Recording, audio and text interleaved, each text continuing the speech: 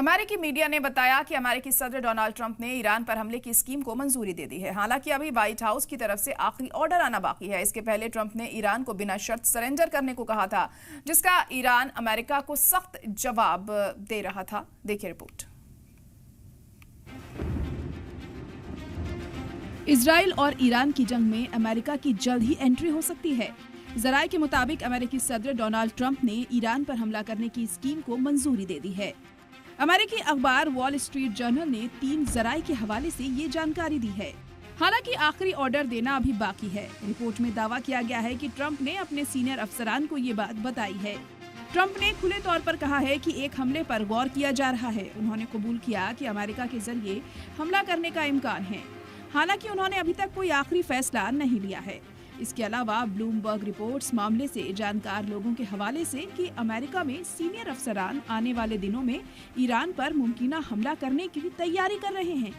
इसके पहले जब ट्रंप से ईरान पर हमले के बारे में पूछा गया तो उन्होंने इजरायली फौजी कार्रवाई में अमेरिका के शामिल होने के इम्कानात को खुला छोड़ दिया था।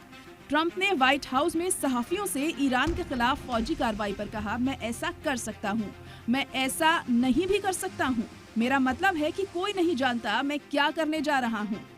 इसके पहले इजरायली मीडिया आउटलेट यरूशलेम पोस्ट ने बताया था कि अमेरिकी सेंट्रल कमांड के कमांडर जनरल माइकल कुरिल्ला ने सदर ट्रंप से मुलाकात की थी और ईरान के हवाले से मिलिट्री ऑप्शंस प्रेजेंट किए थे।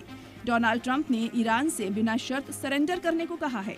उन्होंने कहा, अगला हफ्ता बहुत बड़ा होने वाला है, शायद 1 हफ्ते से भी कम। ट्रंप ने यह भी कहा कि हम जानते हैं कि खामेनेई कहां छुपे हैं, हम उन्हें निकाल कर मार सकते हैं, लेकिन फिलहाल नहीं करेंगे। ईरान ने इसका जोरदार जवाब भी दिया। ईरान का कहना है कि ईरान कभी सरेंडर नहीं करेगा।